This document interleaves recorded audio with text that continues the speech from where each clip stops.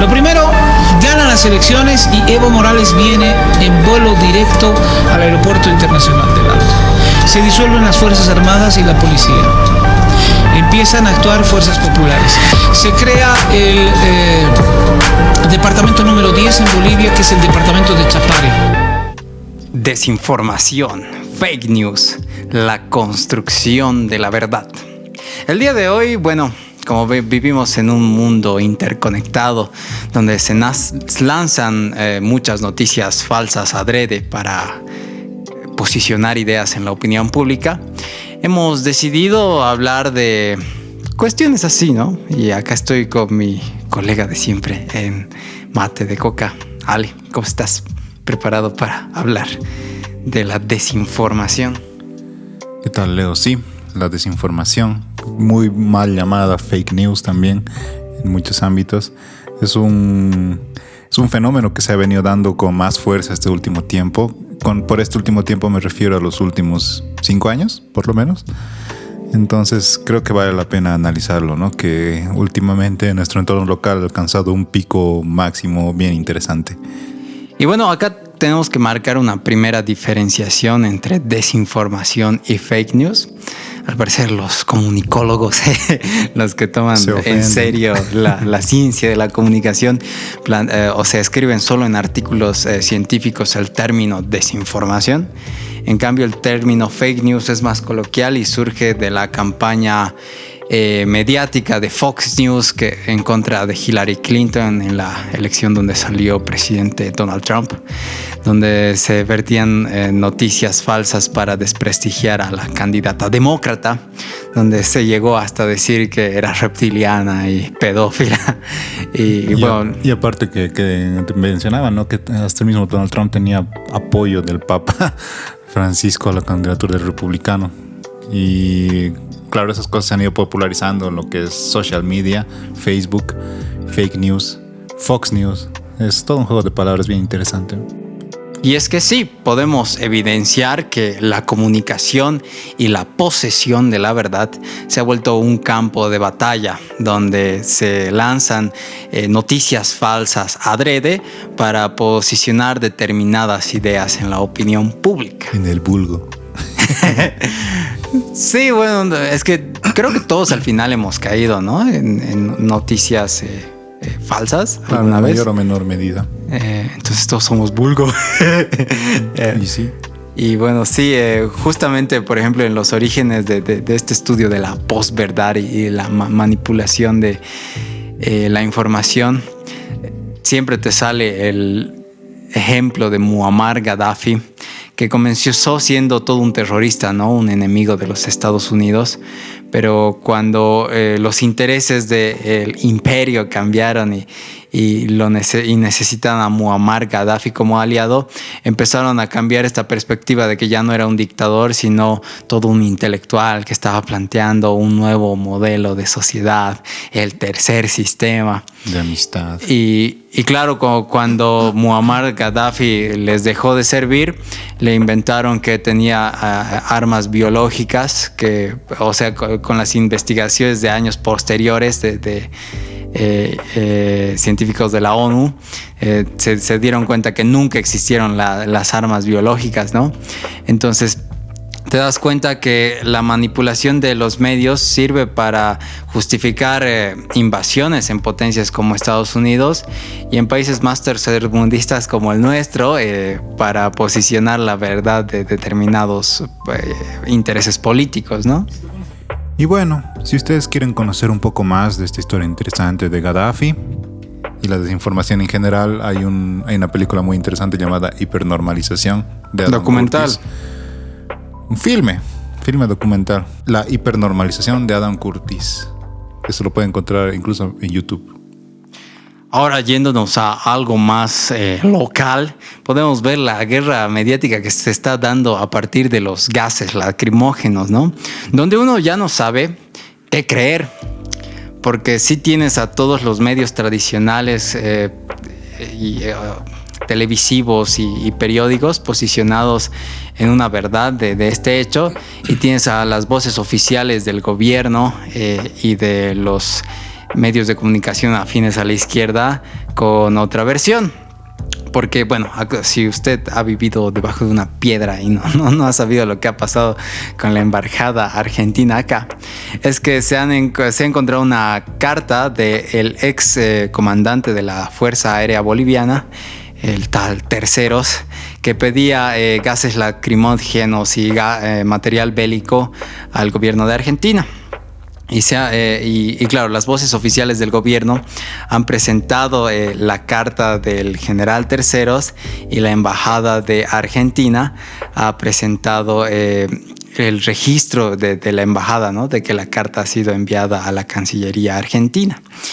Y claro, por otro lado, la famosa página Bolivia Verifica, en un momento... el día de ayer desmintió, digamos, ¿no? O sea, quiso desmentir el hecho de que nunca se envió la carta, que era falso, que era una noticia falsa según ellos. Claro, porque la firma no coincidía, y en ese momento el comandante Terceros ya no fungía como comandante de la Fuerza Aérea. Uh-huh. Pero ante las pruebas presentadas por el gobierno se han tenido que rectificar. Pero en el momento que lanzaron que la carta era falsa, claro, Opinión, Los Tiempos, El Deber, Unitel, Red Uno, todo un aparato mediático. Como un aparato mediático, esbirros de la derecha, como que vociferan y dicen como que esto es la verdad. Y cuando Bolivia rectifica, dicen por el momento. O sea, ni siquiera se retractan totalmente de, no sé, decir nos hemos apresurado con esta noticia o siguen investigación, sino es como que por el momento la carta ha sido catalogada como no falsa por Bolivia Verifica, ¿no? Entonces te das cuenta que algún bando te tiene que estar mintiendo descaradamente en esta noticia, y que descaradamente o se opera como bloques comunicacionales desde las páginas oficiales del gobierno y desde las páginas de estos medios tradicionales. Y sí, ¿no? O sea, es que al final, cuando juegas con la desinformación, y no solamente instauras ideas, ¿no? Llegan a convertirse en creencias de las personas. Y es complicado, ¿no? Cuando luchamos contra la desinformación también estamos luchando contra las creencias de las personas. Entonces, y esto viene de más antes en nuestro contexto local.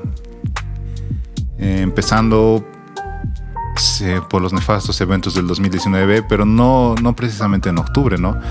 Sino todo ese año, como era un año de elecciones, empezó una guerra mediática en contra del gobierno de Evo Morales, del movimiento al socialismo, con los famosos incendios de la Chiquitanía.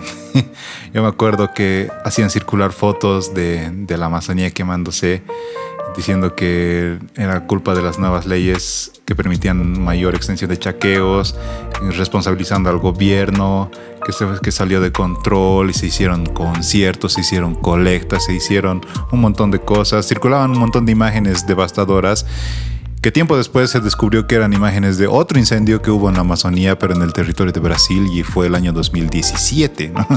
Entonces ahí fue donde empezamos a sentir todo esto de las fake news en nuestro entorno local, siento yo, o es el recuerdo más próximo que tengo a nivel local. Eso ha empezado a generar un sentimiento de aversión, ¿no? Del pueblo hacia el partido de gobierno, y aprovechando los eventos del 2019 se ha podido gestar el derrocamiento del poder y bueno, lo que conocemos todos, ¿no? El dichoso gobierno de transición o gobierno de facto, dependiendo como usted quiera entenderlo. No, y justamente quería acotar a esta cuestión de la Chiquitanía, porque el enfoque de las noticias acerca del incendio no se iba al problema de fondo, ¿no? Que la ampliación de la frontera agrícola era para la exportación de soya a China, ¿no? Entonces, ¿quiénes son los verdaderos causantes del incendio de la Chiquitanía? Es el sector agroindustrial del oriente, ¿no ve? Sí, ¿no? O sea, es interesante cómo se han ido manejando esas cosas. Si damos un fast forward a los eventos del 2019, de octubre del 2019, cuando estábamos en esa incertidumbre, esos 21 días de paro, otra gran manera de desinformar eran las dichosas cadenas de WhatsApp, ¿no? Que te llegaba un audio que ha sido reenviado 10,000 veces, que decía básicamente, no, que mi primo segundo es amigo del comandante de no sé qué guarnición en el ejército y dice que están entrando guerrilleros argentinos por la frontera de Tarija y nos van a venir a matar a todos, y todos empezaban a correr en círculos.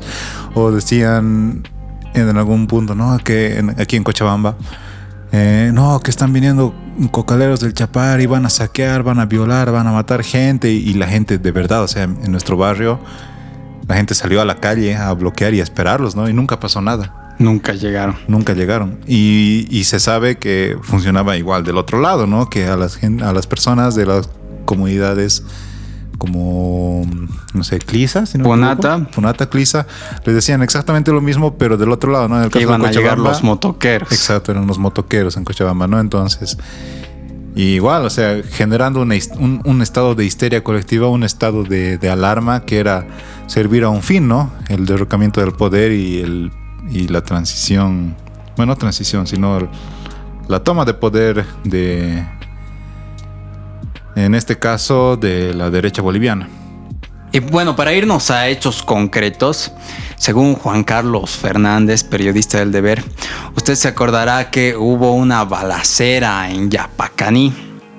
Pues este periodista estaba cubriendo esa zona de conflicto. Y claro, él nos relata que el 31 de octubre en Santa Cruz circuló una foto de un niño quemado, ¿no?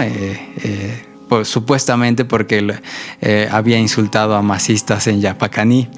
Y claro, al ver la foto tan horrible, las personas afines a la oposición en ese momento salieron enervadas y se agarraron a balazos en Yapacaní, y hubieron 2 muertos y una decena de heridos.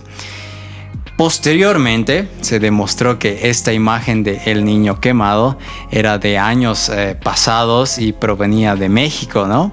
Entonces te das cuenta que la desinformación es un arma que puede servir para generar daños en la vida real, ¿no? Genera daños en la vida real y siempre servir a la intención de alguien que está en el poder, ¿no? O sea, al final hemos sido, somos y probablemente vamos a ser simples marionetas en un juego macabro que tienen las personas que realmente tienen el poder en nuestra sociedad. Y que se aprovechan de personas que no tienen el tiempo de reflexionar de si esto es verdad o esto no es verdad, ¿no?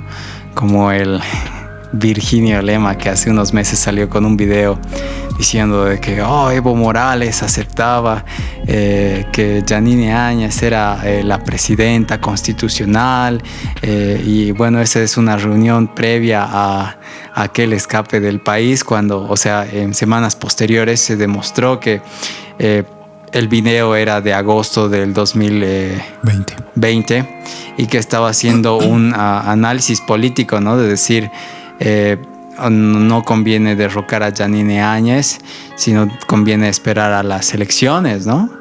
Claro, porque en ese momento había la lucha por elecciones, ya que sabemos que en nuestro país el famoso gobierno de transición se ha prorrogado. Se prorrogó casi indefinidamente, ¿no? Entonces, si no hubiera habido esa lucha de los hermanos campesinos del Malcu, que en paz descanse, no habríamos tenido elecciones probablemente, quizás hasta ahora, ¿no? Porque la emergencia, o sea, su excusa era la emergencia sanitaria. Y la emergencia sanitaria sigue. Y hemos tenido 2 elecciones. Una más polémica que la otra, así de que, no, van a subir los contagios y en las subnacionales nadie ha saltado. Eso igual es manipulación mediática, ¿no? Porque claramente había una exaltación de la subida de contagios para la elección de octubre, porque a ciertos intereses no les convenía tener elecciones porque sabían que iban a perder estrepitosamente. Y claro, ya en las subnacionales ya no ha habido eso, pues todo ha sido tranquilo, no hemos visto a ningún medio tradicional generando conflicto por esta situación, ¿no?